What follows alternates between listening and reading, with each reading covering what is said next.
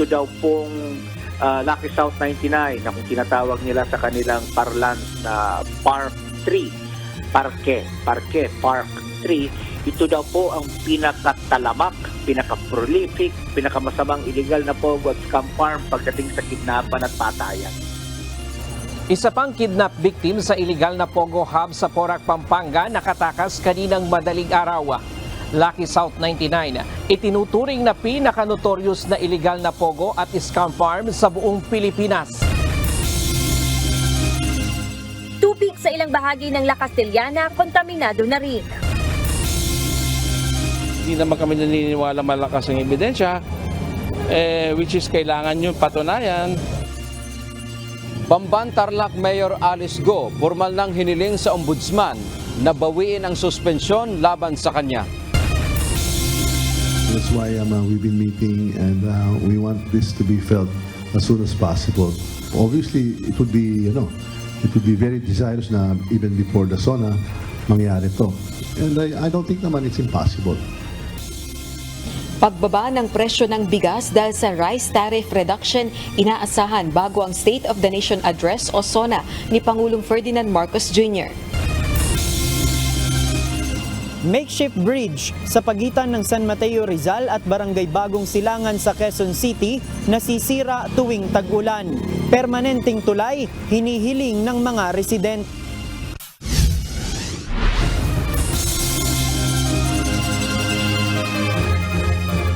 Magandang hapon Pilipinas at sa buong mundo. Una sa ating mga balita. Nakatakas ang isa pang Chinese national na nagpakilalang kidnap victim sa loob ng Lucky South 99, ang iligal na Pogo Hub na sinalakay ng mga otoridad sa Porac, Pampanga, Kamakalawa. Ayon sa Presidential Anti-Organized Crime Commission o PAOK, itinuturing na notorious sa karahasan pagdating sa gaming industry ang nasabing illegal na Pogo. Ito ang balita ni Ryan Lacanlale, live. Magandang hapon Ryan, napasok na ba ng mga otoridad yung Pogo Hub dyan? Yun sa ngayon ay hindi pa napapasok ng mga otoridad yung Pogo Hub sa Porac, Pampanga dahil nga wala pa silang search warrant at hindi pa lumalabas yung panibagong search warrant na kanilang in-apply.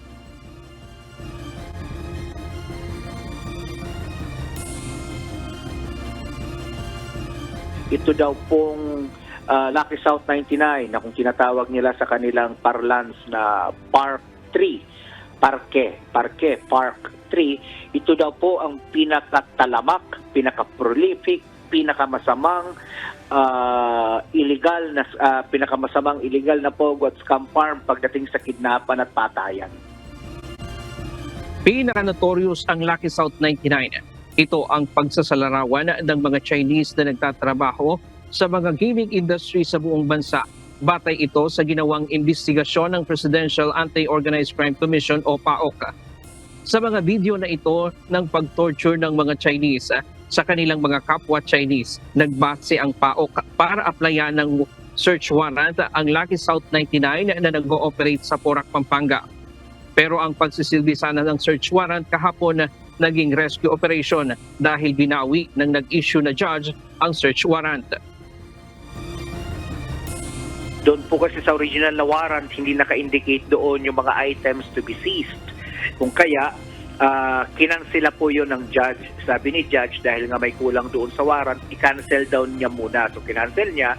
And then, nagkandak ulit si judge ng panibagong hearing. Pinatawag niya ulit yung mga witnesses natin. Unfortunately, yung hapon ng June 5, the same honorable judge na nag-grant po sa atin ng unang search warrant, kanya na pong kinansela at dininay na po niya yung application namin for search warrant. Kaya't hindi na pinasok ng mga otoridad ang compound at inantay na lamang ang mga biktima na lumabas. Bantay sarado pa rin ng mga otoridad ang compound habang inaantay ang panibagong search warrant na kanilang in-apply laban sa Lucky South 99. Kagabi, isa pang Chinese na biktima ng kidnapping ang lumabas sa compound at humingi ng tulong sa mga nagbabantay na pulis. Nakaposas pa ito sa bed frame at pinilit lang tumakas. nagpupumiglas po siya according dito para po makatakas siya kasi naiwan po siya doon sa loob. So nagpupumiglas siya para makakawala pa po siya dito at narinig po yun ng mga SAP. So nirescue po nila at yan po yung tumambad sa kanila, nakaposas po siya doon sa bed frame at may mga pasa po siya at humingi po ng tulong yan at sinasabi po nitong mga around 12:30 AM po yan ng June 6 po at according to him, he was a kidnap victim po. Sa ngayon, 3 na ang na-rescue na kidnap victim sa nasabing compound, 2 lalaki at 1 babae. Ang PNP wala namang nakikitang epekto sa ginawang operasyon ang pagbawi ng search warrant dahil hindi pa naman napapasok ang compound. Paiimbestigahan na rin ng PNP kung may nag-leak na impormasyon sa nasabing operasyon dahil bago pa man dumating ang mga pulis ay tila natunugan na ng mga tao sa loob ng compound ang operasyon. Isa rin sa sinisilip ng PNP kung bakit nakakapag-operate ang Lucky South 99 gayong noong nakaraang taon papaso ang lisensya o license to operate nito. Ang PNP nirelieve na muna sa pwesto ang Chief of Police ng Porac, Pampanga habang nagsasagawa ng investigasyon. This morning po, I was personally informed by the Regional Director po ng Police Regional Office 3 na nirelieve na po yung Chief of Police po ng Porac Municipal Police Station at pending investigation po. But as to the level po ng accountability and responsibility, antayin po natin ma'am dahil nag-order na po ang Chief PNP na imbestigahan po how come itong scam farm po na ito ay nagtutuloy-tuloy pa pong ng operation in the absence po of the license to operate. Mayroon ding nakuha na impormasyon ang mga otoridad na kasalukuyan nilang iniimbestigahan ang kaugnayan sa Lucky South 99 dahil isa umano sa incorporator nitong Lucky South 99 ay konektado sa Zunyu One Technology sa Bamban, Tarlac. May nakuha pong may mga na-recover po doon na mga evidence po na mga pwedeng magsabi na itong mga incorporators po ng Lucky South ay kasama po doon sa illegal activities po doon sa Baufo compound po. June, kanina din dito sa CIDG sa Camp Crame yung biktima ng kidnapping na lumabas kagabi doon sa compound. Siya muna ang latest mula dito sa Camp Crame. Balik sa iyo, June. Ryan, sinasabi mo na itong nagpapakilalang kidnap victim nakatakas. Ibig ba sabihin yung mga kidnapper ay nasa loob pa noong Pogo Hub na yon? Jun, sa ngayon hindi pa natin matukoy kung nasa loob pa, marami pang tao sa loob o nakasama din doon sa mga na-rescue kahapon dahil mayroong 157 bukod doon sa 3 na kidnap victim o nagpakilalang kidnap victim. Mayroong nasa 157 na na-rescue na nagtatrabaho doon sa loob ng compound. Bukod pa yung nasa 50 na Pilipino, kasama na yung mga utility, security guard at yung iba naman ay nagtatrabaho din doon sa compound. Kaya magsasagawa pa rin ng profiling at investigasyon ang mga otoridad para matukoy kung sino pa yung mga biktima doon sa mga na-rescue nila kahapon at kung mayroong bang mga suspect na nahalo doon, June. Ryan, gaano naman kasigurado na napapalibutan talaga yung compound na yan na walang makakalabas talaga ng mga salarin dyan sa Pogo Hub na yan, Ryan? June, kahapon sinubukan namin pumasok doon. Yung ibang mga kasama natin, mga kawili ng media, ay mula umaga hanggang hapon naghintay sila. Talagang doon sa entrada pa lang noong compound, malayo pa doon sa, kasi ang laki ng compound yun, ayon sa PAOK, nasa 10 hectares yung kabuang laki noon. At malayo pa doon sa compound ay meron ng mga nagbabantay ng mga PNP personnel at nakapalibot sila doon sa buong compound dahil merong yung buong compound na yon, meron siyang pader na namamagitan. Hindi basta-basta makakalabas doon. Pero lang kung merong underground doon dahil hindi naman natin alam kung dahil hindi pa nga napapasok yung nasa yung loob ng compound kung meron na underground na pwedeng labasan yung mga salarin doon. Yun nga, doon nga ako pupunta, Ryan. Baka kasi naman, kung may impormasyon ba sila, may mga tunnel yan sa loob. Pero Ryan, yung bang compound na yan ay inuupahan o mismong pag-aari ng Pogo Hub operator na yan? Itong compound na ito ay inuupahan lamang at medyo masalimuot yung kwento doon sa pag-uupa doon dahil may agawan doon sa lupa, doon sa mismong compound. Ngayon, pinaupa yon dito sa incorporator nitong Lucky South 99, June. Alright. Patuloy tayong makikipagbalitaan, Ryan, hinggil sa issue na yan. Ryan Lacanlale live mula sa Camp Crame. Nagain ng apela kaninang umaga sa Office of the Ombudsman si suspended Bamban Tarlac Mayor Alice Guo sa pamamagitan ng kanyang mga abogado. Hiniling ng alkalde na bawiin ang ipinataw sa kanyang 6 na buwang suspensyon. Ito ang balita ni Dante Amento. Nag-file kami ng motion for reconsideration at may kaakibat na prayer request na sana i-lift na yung kanyang suspension. Napakahaba ng 6 months eh.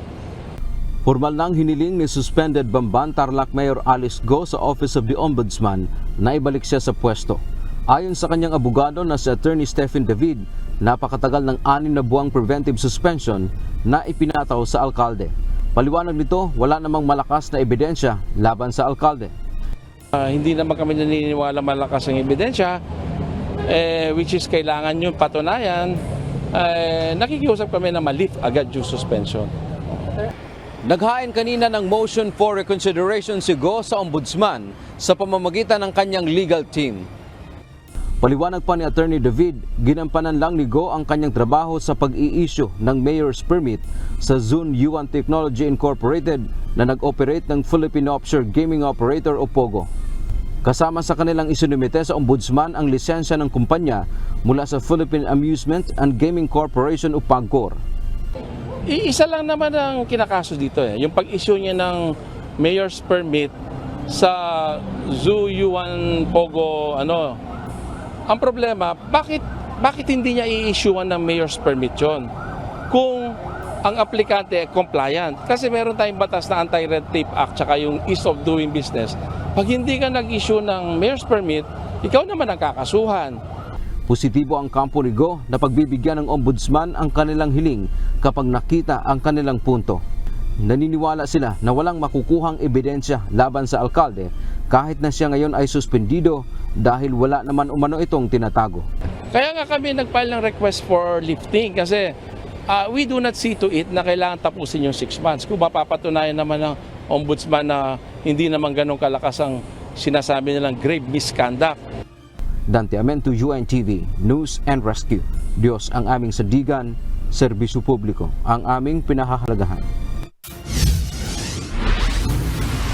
Inaasahan ni House Speaker Martin Romualdez na bababa ang presyo ng bigas bago ang State of the Nation Address o SONA ni Pangulong Ferdinand Marcos Jr. sa Hulyo. Ito ay matapos na aprubahan ng Board ng National Economic and Development Authority o NEDA ang bawas taripa sa inaangkat na bigas. Ito ang balita ni Rosalie Cos. That's why we've been meeting and we want this to be felt as soon as possible. Obviously, it would be very desirous na even before the SONA, mangyari to. And I don't think naman it's impossible.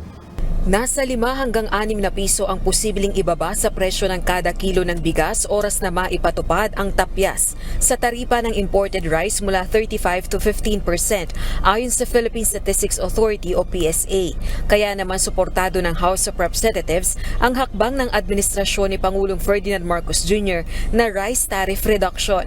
Ayon kay House Speaker Martin Romualdez, nais nilang bumaba ang presyo ng bigas sa merkado sa lalong madaling panahon at hanggat maaari bago ang State of the Nation Address o SONA ng Pangulo sa July 22. Kaya naman nakipagpulong ang liderato ng Kamara sa mga kinatawan ng ahensya ng pamahalaan at malalaking supermarket operators. Kagabi, kinausap din ito ang rice importers at may pakiusap nila ang mga ito kay Speaker. Now they're having some problems kasi di ba meron silang pinasok ng taas. Kasi hindi pa rin pag-usapan yan. Tago yung nang kayo. Huwag mo nang hawakin. download mo na yan, may tariff reduction, bumili ka na ng mas mura ngayon. Diba? Kasi may savings, diba? So, i-average. Siyempre, nagre-resist pa rin, pero hindi na, it's not for us naman, it's for everyone. Ganito rin ang sentimiento ng ibang importers ayon sa Grain Retailers Confederation of the Philippines. Anila, may iba sa kasabahan nilang nakabili na ng supply ng bigas sa mas mataas na halaga. Other way naman po, yung ating mga local millers, nakapamili po sila ng mga 29 to 30 pesos po ng palay. So meaning po, nasa mataas po na presyo, yun po kanilang hawak po ngayon na puunan. So kung magkakaroon po ngayon ng panibagong tariff po na 15%, may effect po yan as a whole po sa buong industry po. Siyempre po, maapektuhan po yung mga namuunan po ngayon sa malaki. Samantala, tiniyak naman ang subsidiya ng pamahalaan para sa mga magsaka. Mayroon ding mekanismo ang pamahalaan upang malimitahan ang importasyon sa bigas. If and when it is necessary for us to adjust the necessary interventions that our farmers needs, ay nakalatag na rin naman po yun. We can give additional, basta may ma-provide na budget po sa atin ng Kongreso at ang ating Pangulo, ay maibibigay po natin itong mga to. So basta ang assurance lang niya is to make a more efficient and effective doon sa interventions na nakalatag natin para sa ating mga rice farmers. For DA, in the event na may massive influx na ng bigas, they could raise the safeguard measure, So, which means they can do that pag mag-harvest season na, tapos nakikita nilang dumadami na yung volume, di ba? Yes, by raising the safeguard duties measure. So, may paraan sila in the event na ganoon talaga yung volume na biglang magulat tayo, di ba? Samantala, kasunod ng rice tariff reduction, naniniwala pa rin si House Speaker Martin Romualdez na maipapasa ang panukalang amyendahan ang rice tariffication law. Layon pa rin itong mapababa ang presyo ng bigas sa merkado at bigyang muli ng kapangyarihan ang National Food Authority na makapag-angkat at makapagbenta ng bigas. Samantalang nakabinbin pa ito sa Senado. Rosa Licoz, UNTV News and Rescue. Diyos ang aming sandigan, serbisyo publiko ang aming pinahahalagahan. Dapat umanong idinaan sa tamang proseso ang desisyon ng NEDA Board na babaan pa ang taripa na ipinapataw sa imported na bigas. Ayon kay Senator Amy Marcos, ikinagulat nila ang biglaang pag-aproba sa bawas taripa, gayong hindi man lang umano na konsulta ang mga lokal na magsasaka na tiyak na maaapektuhan ang kabuhayan. Ito ang balita ni Jen Neresina. Hindi naman dapat yung Pangulo kaagad di ba? Dapat kinukonsulta muna sa ibaba. Lahat ng tropa, kailangan kausapin muna. At ano ba dapat gawin? I think we should go through the consultation process. Umpisahan sa konsultasyon. Ito ang panawagan ni Senator Amy Marcos nang tanungin kaugnay sa pagbababa ng taripa sa imported na bigas. Ayon sa senador, ikinagulat niya ang naging rekomendasyon ng National Economic and Development Authority o NEDA na ibaba mula sa 35% hanggang sa 15% na lang ang taripa para sa imported na bigas. Sinabi ni Senator Marcos na dapat dumaan muna ito sa tamang proseso kung saan kailangan itong mapag-usapan kasama ang iba't ibang agricultural groups, maging ang mga kababayan nating magsasaka at millers. Binigyang diin ng senador na ang lahat ay dapat makonsulta bago ang ganitong pahayag. Ang panawagan namin, sana unang-una idaan sa tamang proseso. Kabisado ito ng SINAG, ng Federation of Free Farmers, lahat ng tropa sa agrikultura, alam ito. Ang proseso talaga, tuwing magbabagsak ng taripa, ay konsultasyon muna sa lahat ng sektor. Kaya nagulat ako kasi ni isang sektor ang nakakausap, biglang naglabas ng ganong pahiwatig. Ikinababahala naman ng presidential sister at ng sektor ng agrikultura ang biglaan nitong implementasyon o pagsasabatas kahit sabihin pang ito ay isa pa lang rekomendasyon. Naiintindihan naman ng senadora ang layunin ng NEDA sa pagbawas ng taripa. Aniya ito ay para maibaba ang presyo ng bigas dahil umakyat na sa 24% hanggang 25% ang rice inflation. Ngunit ibaba man ang taripa ayon kay Senator Marcos, tumataas din naman ang presyo ng inaangkat na bigas. Pero hindi naman ganun kasimple kasi nakailang rounds na tayo ng pagbabagsak ng taripa. Tumaas naman ang tumaas ang bigas, hindi naman kailanman bumaba. So hindi siya yung simpleng solusyon. Kaugnay nito, sinabi ni Senator Marcos na sakaling aprubahan ito ni Pangulong Ferdinand Marcos Jr., may inisyatibo ang Senado para amyendahan ang rice tarification law. Plano nilang palawakin o gawing porsyento na ang nakokolektang buwis mula sa imported rice at ibigay ang subsidiya sa mga lokal na magsasaka. Palalawigin din ang cash subsidy sa mga magsasaka ngunit may hangganan. Ang pagpapataw ng taripa ay executive function. So, ang magagawa lang natin ay mag-suggest. So, sa amin naman, sa pangkat ng mga mambabatas, nakasalang sa amin yung pag-aamyenda ng rice tarification law. Nais ni Senator Marcos na dapat patatagin at patibayin ang pagtatanim ng ating mga lokal na magsasaka. Nauna nang nagpahayag ng pagtutol sa bawas taripa ang Samahang Industriya ng Agrikultura o SINAG dahil walaan nilang ginawang konsultasyon hinggil dito. Nangangamba naman ang mga rice millers sa magiging epekto nito dahil posibleng wala nang tumangkilik sa commercial rice dahil mas mababa pa ang presyo ng imported na bigas. Jed Neresina, UNTV News and Rescue. Diyos ang aming sandigan, serbisyo publiko ang aming pinahahalagahan. Muling binisita ni Pangulong Ferdinand Marcos Jr. ang lugar na naapektuhan ng El Nino phenomenon sa Mindanao, partikular na sa Davao Region. Nangako si PBBM sa mga magsasaka na dadalhin sa kanila ang mga bagong teknolohiya na makatutulong upang tumaas ang produksyon ng kanilang ani. Ito ang balita ni Nel Maribuho. Meron po tayo mga na-develop na bagong technique ng pagsaka. Isa doon ang alternate wetting and drying technology na napakaganda ang naging resulta sa ibang lugar sa Pilipinas. Aabot na sa 175,063 na magsasaka at mangingisda ang naapektuhan ng El Nino phenomenon batay sa pinakabagong datos ng National Disaster Risk Reduction and Management Council o NDRRMC. Nasa 163,709 na ektarya na rin ng pananim ang napinsala ng tagtuyot. Sa muling pagbisita ni Pangulong Ferdinand Marcos Jr. sa El Nino Heat Area sa Mindanao Region, tiniyak niya na dadalhin sa mga magsasaka ang mga teknolohiya na makatutulong sa kanilang kabuhayan. Kabilang na dito ang irrigation system at teknolohiya sa pagpapatuyo ng palay. Sa Digos City sa Davao del Sur, namahagi ng makinarya ang Pangulo bukod sa financial aid sa mga magsasaka at mangingisda. Naniniwala ang Pangulo na malaki ang maitutulong nito upang lumaki ang kita ng mga magsasaka. Lahat po itong mga makinaryang ito ay binibigay po natin sa ating mga magsasaka upang hindi na para yung inyong inaani ay kaya ninyo i-process mula sa inyo ay hindi na dadaan kung saan processing. Ito'y diretso na sa merkado. Kaya't wala nang middleman. Kaya't lahat ng kita doon sa produktong yun ay pupunta sa nagsaka para doon sa produktong yun. Aabot sa 60 million pesos ang ipinamahaging financial aid ni Pangulong Marcos sa mga provincial government ng Davao Region. Kabilang sa nabigyan ng government aid ang Davao del Sur, Davao Occidental, Davao de Oro, Davao del Norte at Davao Oriental. Nel Maribuho, UNTV News and Rescue. Diyos ang aming sandigan, serbisyo publiko ang aming pinahalagahan. Namahagi ng tulong sa mga magsasaka at mangingisda si Pangulong Ferdinand Marcos Jr. sa Tagum City, Davao del Norte kaninang umaga. Sa kanyang talumpati, tiniyak ng Pangulo na pabibilisin ang pagsasaayos sa mga flood control projects sa Davao Region para matugunan ang mga pagbaha.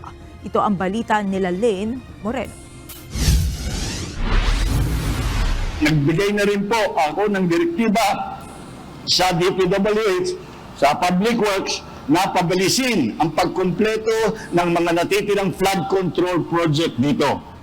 Inatasan na ni Pangulong Ferdinand Marcos Jr. ang Department of Public Works and Highways na tapusin na ang mga flood control projects sa Davao Region. Ito ay upang matugunan ang mga pagbaha sa rehiyon, lalo na ngayong tag-ulan. Nitong Pebrero, 14 ang nasawi at nasa 15,000 pamilya ang naapektuhan ng malawakang pagbaha sa Davao de Oro at Davao Oriental. Sa kanyang pahayag kanina dito sa Tagum City, Davao del Norte, tiniyak ni Pangulong Marcos Jr. na sa ilalim ng bagong Pilipinas, walang Pilipino na mahihirapan sa epekto ng mga pagbaha. Pagsusubikapan natin na mas lalong madaling panahon ay walang Pilipinong nakalubog sa baha at sa kahirapan. Ito po ang bagong Pilipinas.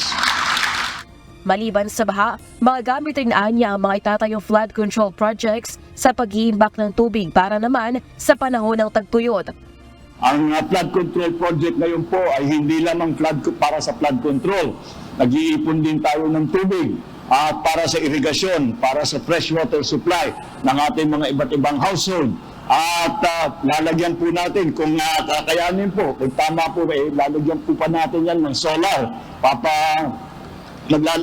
Sila yung nakalutang na solar para meron din tayo makukuhang kuryente na libre galing sa araw. Pinamamadali rin ng Pangulo na matapos ang Mawab-Maragusan-Caraga Road, Carmen-Tagum City Coastal Road at ang Mindanao Railway Project. Magtatayo rin ng 7-story Davao Regional Medical Center sa Apocon, Tagum City na inaasahang magbibigay ng dekalidad na serbisyong medikal. Lelaine Moreno, UNTV News and Rescue. Diyos ang aming sandigan, serbisyo publiko ang aming pinahahalagahan. Suportado ni Pangulong Ferdinand Marcos Jr. ang lumang proseso sa pagresolba sa issue ng right-of-way upang mas mapabilis ang pagkompleto ng infrastructure projects ng bansa. Sa ilalim nito, matapos makapagbayad ng inisyal na 15% para sa property, kailangan ng kumuha agad ng writ of possession. Ayon kay Pangulong Marcos, sa pulong kasama ang PSAC Infrastructure Sector Group, nakausap na niya ang Solicitor General, House Speaker at Senate President ukol sa isang panukalang batas na mag-aamyenda sa right-of-way process. Ayon sa Pangulo, sa ngayon kailangan bumalik sa dating proseso na anyay resonable naman. Ilang infra-flagship projects ang apektado ng road issues kasama na ang LRT-1 Cavite Extension Project at EDSA Greenways Project. Narito naman ang mga balita sa iba't ibang panig ng mundo na ihahatid ng ating global correspondent na si Nerissa Dando, live mula sa Nagoya, Japan.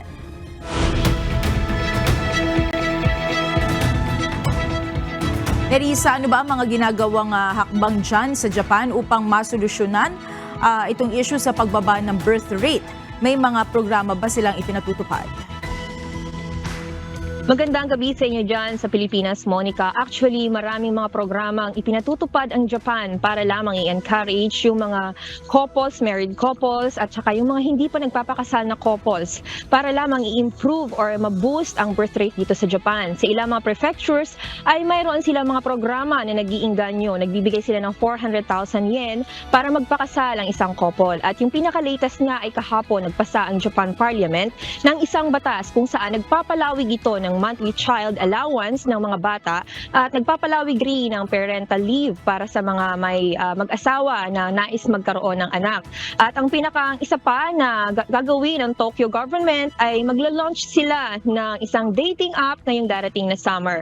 At lahat ito ay para i-boost ang birth rate dito sa Japan. Monica? Sige, Nerissa, ibigay mo na mga balita sa iba't ibang panig ng daigdig. Lalo pang bumaba ang birth rate o bilang ng mga ipinanganganak na sanggol sa Japan noong 2023. Base sa datos ng Health Ministry, nasa 727,277 babies ang naipanganak noong isang taon na mas mababa ng 5.6% noong 2022. Ito na ang ikawalong taon na bumagsak ang birth rate ng bansa. Bunsod nito, nangangamba ang pamahalaan na magkakaroon ito ng seryosong implikasyon at impact sa kanilang ekonomiya at seguridad. Bukod dito, problema rin ng Japan ang kanilang aging population at nangangaunting bilang ng mga nagpapakasal. Ayon kay Chief Cabinet Secretary Yoshima Hayashi, ang kritikal na sitwasyong ito ay kailangan nilang matugunan sa susunod na 6 na taon o hanggang 2030. Kinumpirma ng World Health Organization ang pagkamatay ng isang individual bunsod ng bird flu. Ito ang kauna-unahang kaso ng laboratory-confirmed human infection ng H5N2 globally. Ang biktima ay isang 59 anyos na residente ng State of Mexico. Nasawi ito sa ospital noong April 24 matapos magkaroon ng lagnat, kakapusan ng hininga, diarrhea, pagkahilo at general discomfort. Ayon sa WHO, bagamat hindi pa tukoy kung saan na-expose ang biktima, ang mga H5N2 virus na iulat na sa mga manok sa Mexico. Tinuligsa ni Russian President Vladimir Putin ang ginawang delivery ng long-range weapons sa Ukraine. Babala nito, maaari ring armasan ng Moscow ang ibang bansa upang atakihin ang Western targets. Ginawa nito ang pahayag matapos magbigay ng green light sa Ukraine ang Western countries kabilang na ang Estados Unidos upang maglunsad ng strike sa Russia.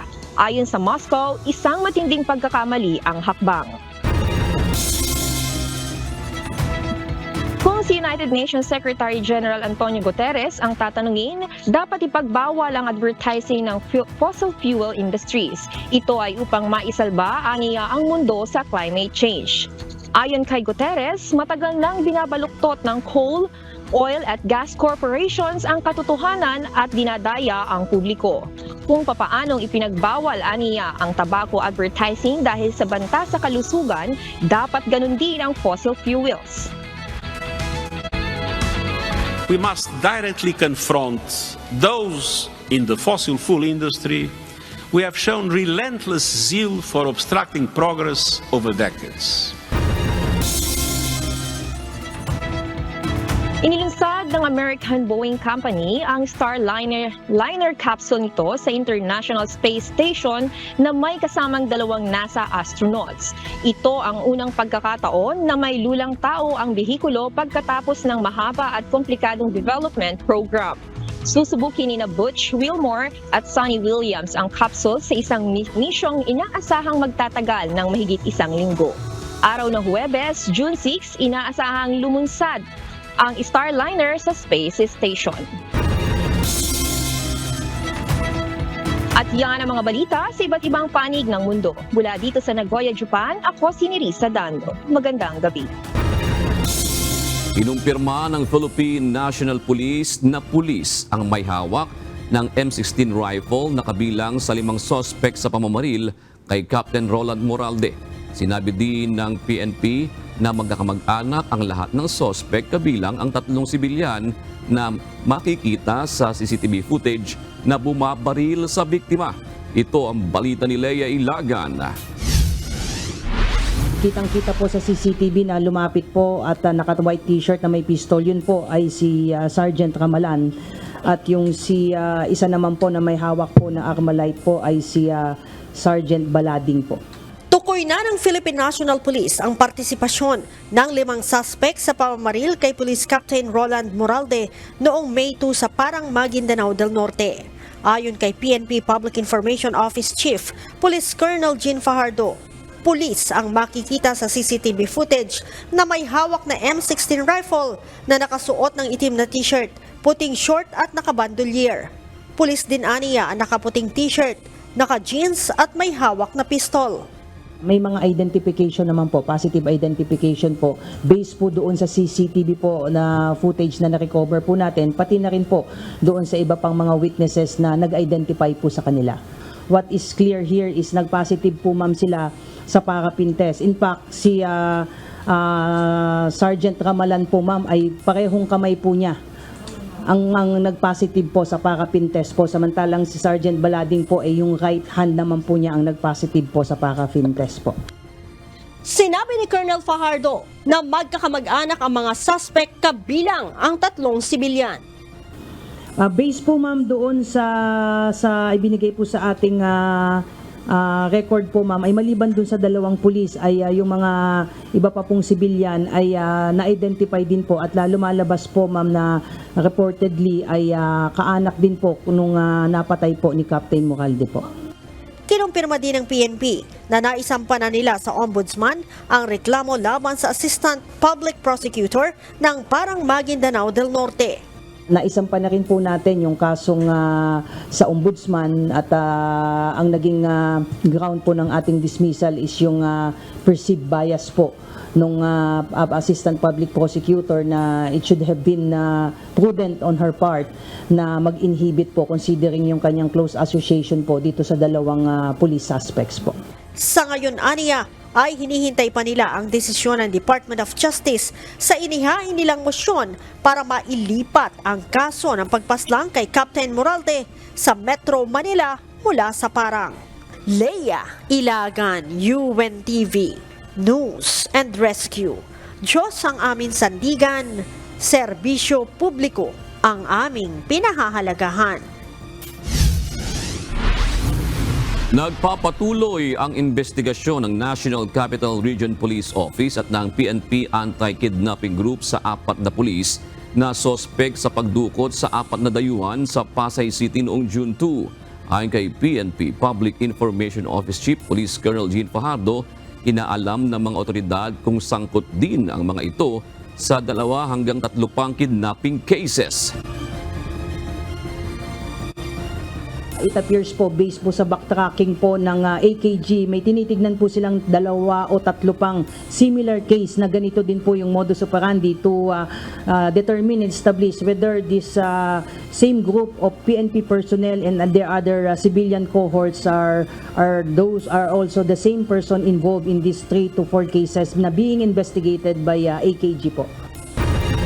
Kinumpirma ng Philippine National Police na ililipat sa PNP Custodial Center ang Chinese national na nahuli sa Makati City dahil sa panulutok ng baril noong May 29. Ayon kay PNP Public Information Office Chief Police Colonel Jean Fajardo, mas secured sa loob ng PNP Custodial Center ang Chinese kumpara sa kulungan sa CIDG-NCR. Ayon namang kumpirmahin ng PNP na isang espiya ang suspect sa kabila ng iba't ibang communication equipment at devices na nakuha rito ng mga otoridad. Hinihintay pa rin anya nila ang utos ng korte para buksan at makita ang laman ng cellphone nito at ibang devices. CIDG assured us na intact po ito at kung ano pa po yung mga ahensya na makakatulong po natin to examine these data po ay we welcome their assistance at pagtutulungan po natin dahil sabi nga natin if indeed there are indication na engaged ito sa illegal activities and even scamming activities, then kailangan po talaga nating trabahoin ito but kailangan po nating daan sa tamang proseso po. Isiniwalat ng isang mambabatas na talagang may partisipasyon si Banban Tarlac Mayor Alice Guo sa operasyon ng Philippine Offshore Gaming Operator sa Pogo sa lugar nito. Bukod kay Mayor Guo, may iba pa rin umanong politiko ang sangkot sa operasyon ng Pogo. Ito ang balita ni Harleen Delgado. Partner mo, mga pugante, hindi mo pwedeng sabihin wala kang alam eh. Imposibleng wala kang alam. Ikaw ang gumalaw para mabuo ito lahat eh.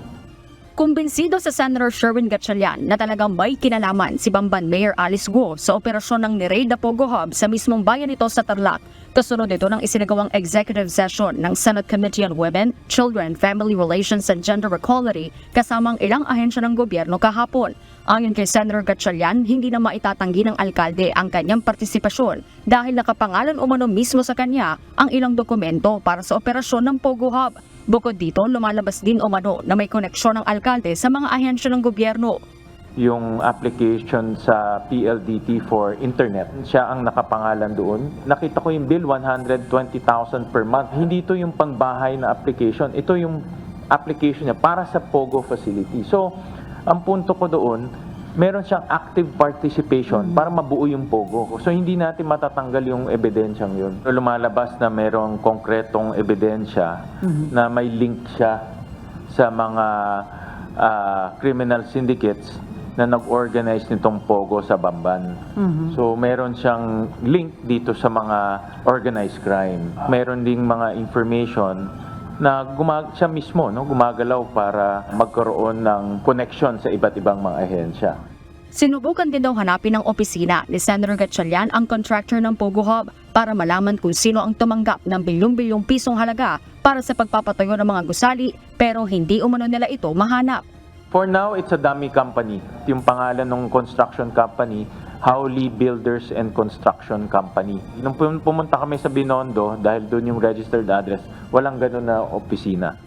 Natuntun din umano ng opisina ng senador ang engineer sa building permit pero napag-alaman nilang nasawi na ito.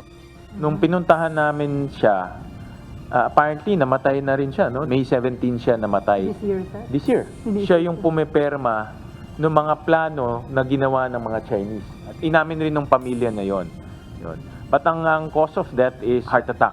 Medyo na dead end kami doon dahil siya yung pumiperma, siya yung connection doon sa mga Chinese engineers.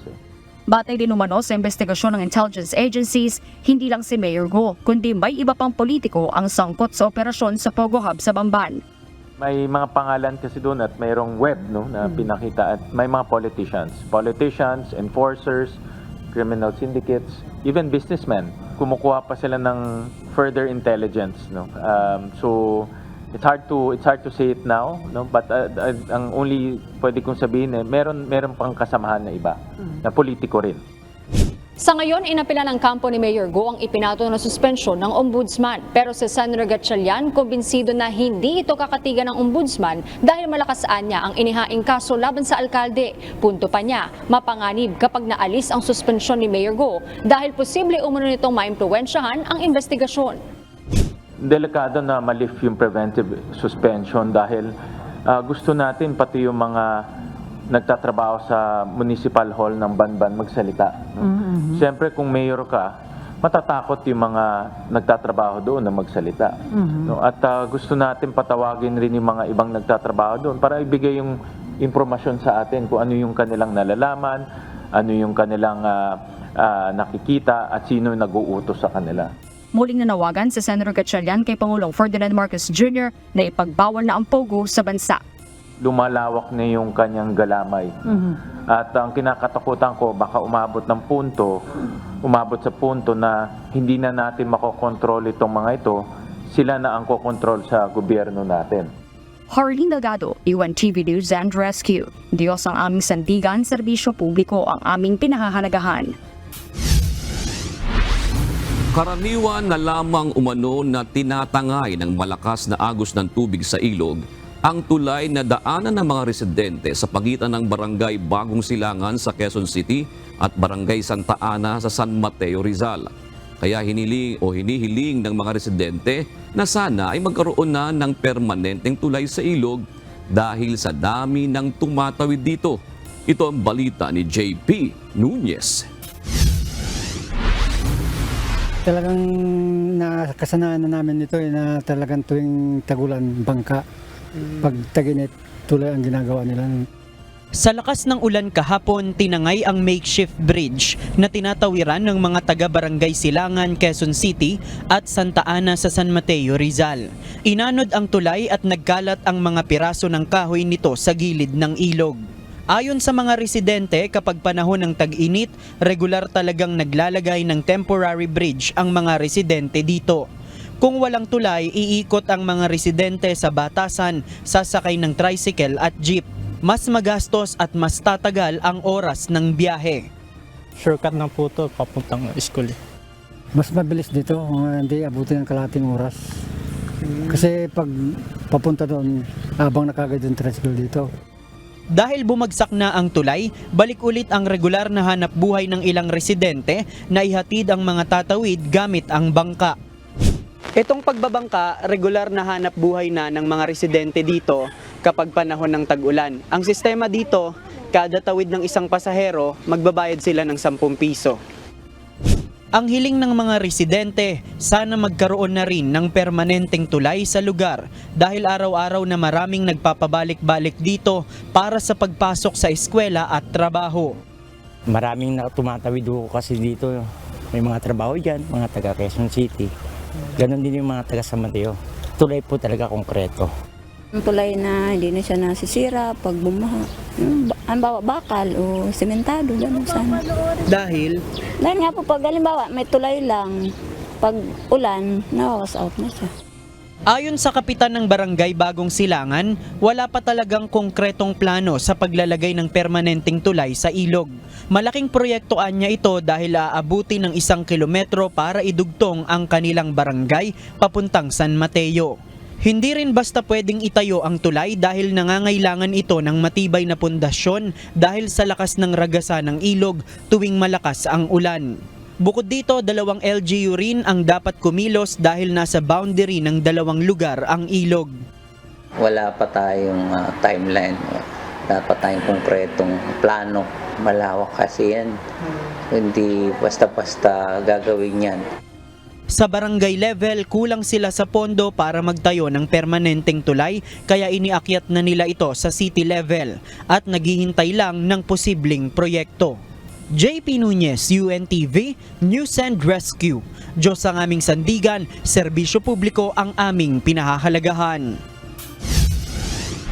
Nananatili sa mga evacuation center ang ilang residente na naapektuhan ng aktibidad ng Bulkang Kanlaon. Ngunit problema ngayon ang kontaminadong tubig sa mga lugar sa munisipalidad ng La Castellana na nasa paanan ng bulkan. Mula sa La Castellana National High School, ito ang balita ni Gladys Tuabi, live. Magandang gabi Gladys, ano na ba ang ginagawa ngayon ng lokal na pamahalaan upang mabigyan ng malinis at sapat na supply ng tubig ang mga residente dyan? June, malaki ang ipinagpapasalamat ng lokal na pamahalaan ng La Castellana dahil sa tuloy-tuloy na pagdating ng mga tulong mula sa pamahalaan at iba't ibang government agencies, lalo na sa puntong ito na may pangangailangan sila sa supply ng tubig. At ayon nga kay Mayor Maymay, may mga lungsod na nagpahiram ng water tanker at mga water purifier. Katulong din ng Bureau of Fire Protection na siyang may pondo ng tubig at sinusupply sa mga residente. May mga mineral water din na hinahatid sa mga affected residents na nasa labas ng evacuation center. Sinasabi ng alkalde na halos ang water sources ng munisipalidad ay nakapwesto sa paanan ng Bulkang Kanlaon. At dahil sa pagputok ng bulkan, haluan na ito ng mga sediment mula sa bulkan, kaya hindi na ito ligtas gamitin o inumin ng mga tao. Almost kasi ng sources of water dito sa La Castellana situated at the foot of Mount Kanlaon. So we surely believe that those water sources are contaminated by the sulfur na iniinit ng Mount Kanlaon. Ang water supply ang muna sa mga ginahangyo, tagid nga buloligan, kitungod nga wala labot sa drinking water, may pagid nga ginapaligo pala sa aton nga mga evacuation centers kay tungod nga ang aton nga source diri limited man sa water district. Ayon kay Engineer Angeline ng Kanlaon Volcano Observatory, mataas pa rin ang aktibidad ng bulkan at hindi rin masasabi kung hanggang kailan mararanasan ang mud o lahar flow mula sa Kanlaon. Mataas nga po ng levels ng activities ng Kanlaon. That's why nga alert level po yapon kita. Contaminated yun ang water natin. Eh, syempre naghalo ang sediments nga from the volcano, nag-emit sa ating volcano. So, we cannot say kung how long gid ni pag-prolong kay syempre fresh nga mga sediments and medyo damol ang sediments especially dito sa babaw kay mas malapit siya sa source, so mas damol ang mga ash dito, ang mga debris, mga volcano fragments nga nakaabot dito, and that is being washed out especially sa buong maulan-ulan. Maalalang kahapon ay nagsagawa ng forced evacuation sa mga residente sa Biak na Bato sa La Castellana dahil sa nakaambang panganib nito.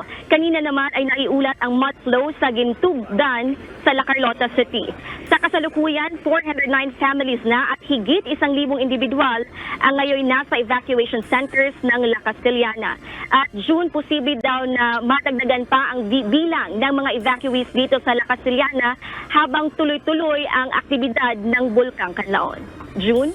Gladys, sinabi ba kanina noong in-interview na taga-local PBOX dyan na kung gaano kakapal yung abo na ibinagsak noong kanlaon, kasi sinasabi nga naman noong nakarang interview dito sa Manila sa press con ng PHIVOLCS na ilang sentimetro lamang. Yung bang bumabagsak na lahar dyan, kasama na rin doon yung deposito o ito lamang bumagsak kamakailan lamang, Gladys? June, regarding that, siguro kailangan ko munang i-confirm sa PHIVOLCS dito sa Canlaon. However, ang nabanggit lamang dito na posible pang maranasan ang mud flow at lahar flow dito sa lugar, lalo na kung tuloy-tuloy pa ang mararanasang pag-ulan dito sa munisipalidad. Oo. Yung sinasabi mo kanina, dahil contaminated nga yung water source o pinagkukunan ng inuming tubig, ito inirarasyon na lang ng mga kalapit bayan at syudad diyan sa La Castellana. Ang tanong, Gladys, pino-purify din ba yun diyan sa evacuation center kung meron man diyang water purifier? June, yan ang nabanggit ni Mayor kanina, kaya may mga water purifier to make sure na ligtas at malinis ang maiinom ng mga tao o mga evacuees na andito sa evacuation centers. At napansin din natin, June, no, na andito ang bayanihan sa lugar ng Negros dahil tulong-tulong ang mga local government units kung sino man ang nangangailangan o kung anong lokal na pamahalaan ang nangangailangan ng tulong. Andyan ang provincial government at regional government para umaksyon o mag-ugman kung ano man ang pangangailangan ng isang lugar nang dahil sa nangyaring pagputok ng bulkan. Meron ba namang plano ngayon ang local government kung sakaling lumala ang sitwasyon diyan sa Mount Canlaon, ilipat itong mga evacuees sa mas ligtas pa na evacuation center? At ito bang nararanasan ngayon ng mga residente diyan habang tumatagal ang araw, Gladys? Siyempre, nakakaranas yan ng kumbaga ngawit effect, kumbaga kung tawagin natin, di ba? Kasi sa bawat araw na tumatagal, nahihirapan din sila, lalo na yung mga bata, Gladys. June, kanina nagkaroon ng cluster meeting sa mga affected municipalities and cities at mga concerned agencies. At isa yan sa mga pinagpatanuhan ngayon kung saan nga ba, kung anong lugar ang mas magandang ilagay ang mga evacuees sakaling tuloy-tuloy ang pag-ulan at ang aktibidad ng bulkan. Kasi ang layunin naman ng lokal na pamahalaan at ng mga government agencies ay matiyak ang kaligtasan ng mga residente at ng mga lokal na pamahalaan at mga opisyal na tulong-tulong sa pag-accommodate sa mga affected residents, June. Kaya yan ang ating aalamin kung ano nga ba ang update sa naging cluster meeting nila kanina, kung ano na ang kanilang napag-usapan, kung ano ang final na lugar kung saan ililipat itong mga evacuees sakaling, worst case scenarios happen. Maraming salamat, Gladys Tuwa, binagulat ng live mula sa La Castellana, Negros. Labis ang pagdadalamhati ngayon ng pamilya ng 3 batang magpipinsan na nasawi sa Pulilan, Bulacan matapos sa tamaan ng kidlat kahapon. Nagpapaalala naman at nagbigay ng ilang tips ang Bulacan Provincial Disaster Risk Reduction and Management Council sakaling maranasan ang malakas na kulog at kidlat, lalo na ngayong nagtatag-ulan na. Ito ang balita ni Nestor Torres. Babula po kami dyan. Bigla po kumulog ng malakas. Nakakapit po siya dito po siya nakarating. Tapos po yung dalawa, nakalera po dyan. Malakas po, alis po mabingay ko eh. Nakurente po ako. Nasa tubig po ako nun, nandito po. Kitang-kita ng dalawang mata ni Santino Enriquez ang sinapit ng kanyang panganay na kapatid na lalaki at 2 pinsan nitong babae na tinamaan ng kidlat habang nakasilong sa puno sa barangay Inaon, Sitio Tangos, Pulilan, Bulacan kahapon. Naliligo sa malakas na ulan at naglalaro sila nang mangyari ang insidente. Ito yung puno ng mangga na tinamaan ng kidlat kahapon. Ang nakalulungkot, nadamay pa ang 3 magpipinsan rito. Kinilala ang magpipinsan na nasawi na sina Rexter Enriquez, 16 years old, Roxanne Enriquez, 13 years old, at April Almoradi, 11 years old. Sa lakas ng impact ng kidlat, nasunog at umusok ang mga katawan ng mga biktima.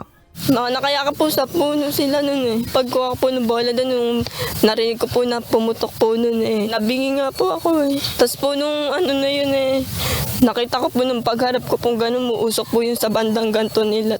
Matinding paginagpis naman ang nararamdaman ngayon ng mga naulilang magulang. Si Mang Roberto, namatayan ng kaisa-isang anak na katuwang niya sa bukid. Ang kapatid naman niyang si Mang Rolando, naulila sa anak niyang si Roxanne na kagagraduate lang ng grade 6. Habang si Ana Rose naman, hindi na niya makakasama ang maalalahanin niyang anak. Kagustuhan pong makatulong ng bata sa akin.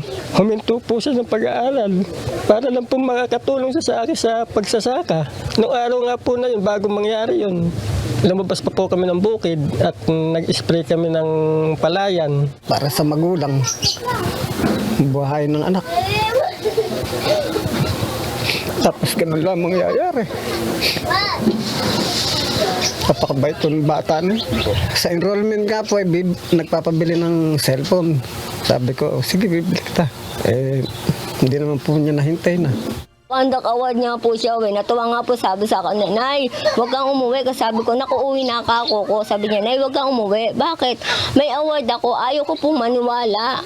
Ngayon nga po, nung pumalik nga po kami sa stage, ayun, meron nga po siyang award. Katatapos lang nga po nung 30 nito. Ang masasabi ko po sa anak ko, isa pong batang napakabait, mapagmahal pong anak, bata pong masunurin. Mapagmahal po sa magulang, malalakanin. Kaya po isa po yan sa pinasasama po ng loob ko dahil isa na lang po ang ano ko pong babaeng kapisan ko na wala pa po sa akin. Samantala, dahil sa nangyaring insidente, nagpaalala at nagbigay din ng tips ang Bulacan Provincial Disaster Risk Reduction and Management Council sa mga dapat gawin, lalo na kapag kumikidlat. Nakita mo nang may ulan, may kulog, o sinasabing thunderstorm, kaagad kailangan mong sumilong. Sumilong ka sa bahay o kahit kung nandun naman ang sasakyan, mas safe na pumunta sa sasakyan. Kaya kapag ikaw ay nasa isang open field, pilitin mo makapag-cover. Then, ang iiwasan mo naman dyan ay tulad ng mga puno, mga poste, o yung may mga fence, steel fencing, dahil ayan naman ang uma-attract sa kidlat lalo. Huwag kang didikit dyan kapag mayroong mga pagkidlat. Samantala, dagdag pa ni Lukban, ang kidlat pag tumama sa tao, nagre-resultaan niya ito ng heart attack. Iba naman sa nakuryente ng matagal na nagiiwan ng pagkasunog sa katawan. Gusto lang natin mabigyan ng emphasize na ang maging biktima ka ng kidlat, ito ay yung bigla ang pasok lang ng kuryente. Kaya ang tendency nito, ang i-stop sa'yo ay yung puso. Yung igulat nito yung puso nito o yung sinasabi magkaroon ka ng heart attack. Unlike nung nakuryente, nabababad ka sa kuryente ng matagal, long period, yung contact mo sa isang kuryente. Kaya ang mangyayari nito, may pagkasunog ka. Nasusunog ang iyong katawan. Samantala, sinagot naman ng municipal government ng Pulilan ang serbisyo ng 3 nasawing magpipinsan at inayos na rin ang daan papunta sa bahay ng burol ng mga biktima. Nestor Torres, UNTV News and Rescue. Diyos ang aming sandigan, serbisyo publiko ang aming pinahahalagahan. Tumaas o bahagyang tumaas ang mga kaso ng COVID-19 sa bansa batay sa huling datos ng Department of Health o DOH. Ayon sa DOH, maaaring bunsod ito ng pagpasok ng flirt variant.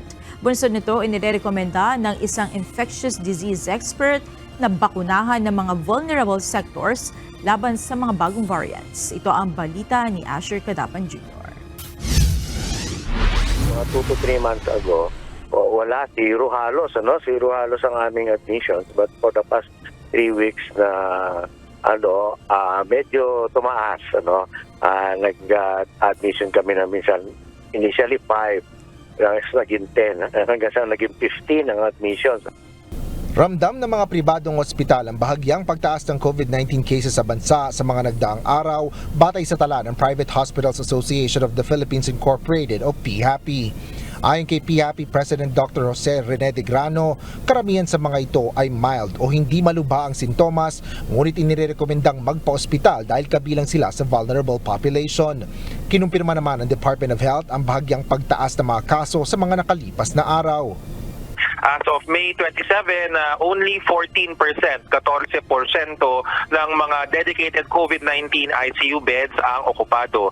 Tapos naman po sa mga total COVID-19 beds or mga beds dedicated for COVID-19, 15%, 15% ang okupado. Malayo po ito sa ating alert threshold ng DOH na 50% occupancy para sabihin na tayo na po ay maaalarma. Paliwanag ni DOH spokesperson Assistant Secretary Albert Domingo, posibleng dahil ito sa pagkalat ng mga bagong variants, partikular na ang COVID-19 flirt. Hinala namin ang dahilan ng pagtaas na ito ay yung ating mga bagong variants, si KP2 at si KP3. Ayon pa sa DOH, 2 kaso na ng JN118 at 30 kaso ng JN1 na pinanggalingan ng KP2 ang nakumpirma sa bansa batay sa huling datos na inilabas ng Philippine Genome Center. Maaari nilang noong nakaraang 2 hanggang 3 linggo pa kumalat sa bansa ang flirt variant, ngunit ngayon lang ito nakumpirma sa genome testing. Sa kabila nito, wala naman kakaibang sintomas sa mga bagong variant tulad ng original na COVID-19 variant. Maaari pa ring makaranas ng ubo, sipon, lagnat at pagkapagod ang mga nahawaan ng sakit habang pagtatae at pananakit ng tiyan naman ang sintomas sa mga bata. Ayon naman kay Infectious Disease Specialist Dr. Ron Jean Solante, kahit ang mga dating nabakunahan ng COVID-19 vaccines ay mahahawa pa rin ng mga bagong variant. Bagaman kaya nitong labanan ng paglala ng sakit, ngunit magiging mapanganib ito sa vulnerable sectors. Kabilang na dito ang mga matatanda edad 60 pataas, mga immunocompromised at maraming comorbidities o sakit. Ang bakuna dapat updated, no? Kasi sa mga ibang bansa, meron na sila mga updated COVID vaccine. Pero lang, ang nangyari ngayon, wala naman tayong mga ganong budget daw or hindi na priority ang COVID vaccine. But I think we still need to emphasize na itong mga bakunang ito, importante sa mga vulnerable population. So ulitin ko yan, kung meron man tayong mga i-recommend na mga bagong bakuna, yung updated vaccine, dapat ilaan pa rin natin yan sa mga vulnerable populations. Payo ng DOH sa publiko upang maiwasan ang pagkalat ng COVID-19 ay magsuot ng face mask, lalo na sa mga matataong lugar, kahit hindi ito mandatory o obligado. Kung nakararanas naman ng simptomas ng sakit, ay magpagaling na lang sa bahay, ngunit kung nahihirapang huminga, ay sumangguni sa ospital. Asher Cadapan Jr., UNTV News and Rescue. Diyos ang aming sandigan, serbisyo publiko ang aming pinahalagahan.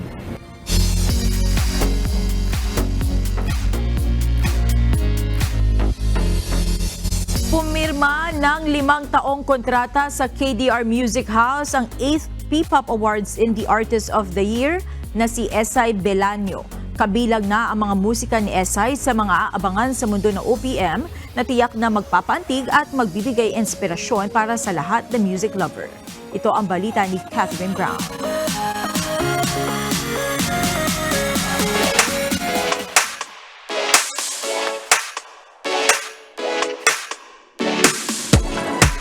Masayang winelcome ng KDR Music House family ang 8th P-Pop Awards Indie Artist of the Year na si Esay Belanio.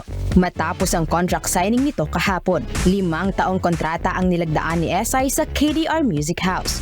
Very excited naman si Esay na maipamalas ang kanyang angking talento sa pag-awit at labis na nagpapasalamat sa KDR Music House sa pagkakataong ibinigay sa kanya. Overwhelmed palagi po. Every time I do a project or every time I encounter with yung KDR Music House, yung the family, the staff, the artists, yung mga people talaga na very accommodating. You guys give me a good feeling, and of course with my family here as well. So it's overwhelming and exciting at the same time, parang tinatakot din. But of course, it's God's willing, it's God's journey for me and for you guys, and thank you so much for trusting me. Bago pa man ang contract signing, dati na ring napabilang si Esay sa hani ng mga performer sa ilang Wishdate events. Ibinahagi naman ni Esay ang kanyang masayang experience na makatrabaho ang KDR Music House. Very fresh. Kasi hindi ko ni-expect yung isang company to be this, hindi siya a heavy feeling, hindi siya pressured or anything. You have to be natural and be yourself. Working with KDR give me a sense of peace of mind. Being an artist na dapat maging totoo po ako. And of course, binigyan ako ng chance to reach people through my music and of course through my character as an artist and as part of KDR. Nais ni Esay na maabot ang marami pang mga tao sa pamamagitan ng kanyang talento sa pag-awit. I look forward to how I can reach the people through my music kasi it's so interesting of how the world works, especially where music unites people, especially how yung mga tao talaga nakikinig sa mga boses ng mga tao na hindi marinig ng iba. Kumpiyansa naman ang operations manager ng KDR Music House na si Direk Harold Sanchez na malayo ang mararating ng career ni Esay. Very excited and very optimistic na si Esay po ay malaki ang magiging contribution hindi lang sa KDR Music House kundi sa kabuuan ng OPM. We're excited na she will be publishing songs the next 5 years with us. Magpo-produce po siya ng mga kanta dito sa KDR Music House, and Esay is a very creative and very talented girl, and I know na given the right opportunity and timing and time, sigurado naman po tayo sa tulong at awa ng Diyos na maraming makakapakinig ng mga kanta niya. Malaki naman ang pasasalamat ni Esay sa pagtanggap sa kanya ng KDR Music House. I would like to say thank you so much to KDR Music House. You guys have been a blessing in disguise and na binigyan nyo kami ng mga oportunidad, and it's so overwhelming and so very, very good to see how passionate people, even not in the artist business, not in the music.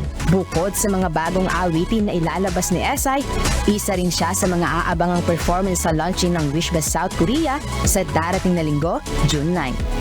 Catherine Brownie, UNTV News and Rescue. Diyos ang aming sandigan, serbisyo publiko ang aming pinahahalagahan.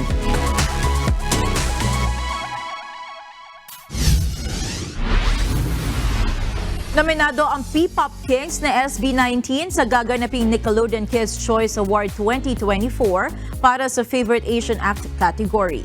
Ang SB19 ang natatanging Pilipino na nominado sa nasabing awarding. Kasama rin sa mga nominated sa Favorite Asian Act category ang K-pop group na ENHYPEN, Malaysian singer Iman Troy, ang Japanese girl group na NiziU at Indonesian singer na si Tiara Andini. Maaari iboto ng fans ang kanilang paboritong artist sa pamamagitan ng pag-login sa kca.nickelodeon.tv. Ipalalabas ng live via streaming ang Nickelodeon Awards 2024 sa darating na July 17 sa Paramount Plus.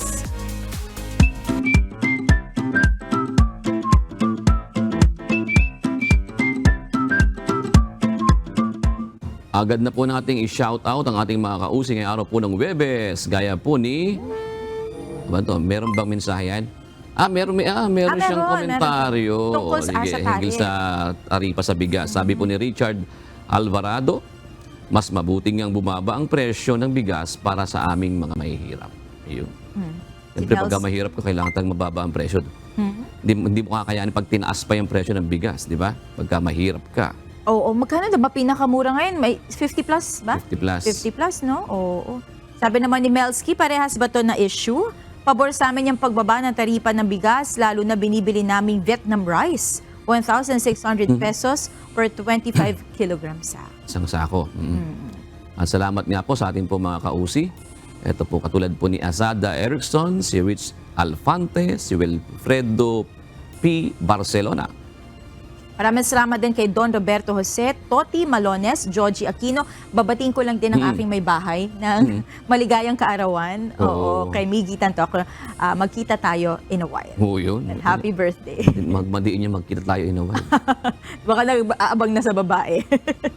Happy birthday, Miggy. Ayan, salamat. Maraming salamat din po sa ating mga naging kausi. At narito naman po ang salita ng Diyos na ating sandigan mula sa aklat ng Awit 11:5 na nagsasabi, sinusubok ng Panginoon ang matuwid, ngunit ang masama at ang umiibig ng pandadahas ay kinapopuotan ng kanyang kaluluwa.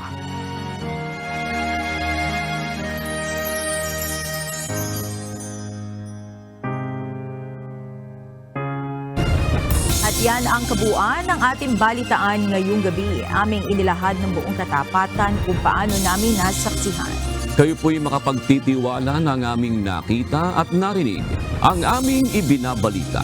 At dito po sa UNTV. Diyos ang aming sandigan, serbisyo publiko ang aming pinahahalagahan. Gandang gabi po.